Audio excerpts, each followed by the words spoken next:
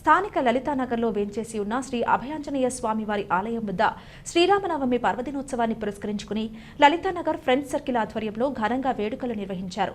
స్వామివారి కళ్యాణ మహోత్సవాన్ని అంగరంగ వైభవంగా జరిగింది. లలితానగర్ అభయాంజనేయ స్వామి ఆలయం వద్ద జరిగిన కళ్యాణ కార్యక్రమానికి భక్తులు పెద్ద ఎత్తున తరలివచ్చారు. వేద పండితులు వేద మంత్రాలతో శాస్త్రోక్తంగా కళ్యాణాన్ని జరిపించారు. స్థానిక పెద్దలు, పలువురు రాజకీయ పార్టీల నాయకులు స్వామివారిని దర్శించుకుని తీర్థ ప్రసాదాలు స్వీకరించారు. భక్తులు తరలిరావడంతో ఆలయం వద్ద సందడి నెలకొంది.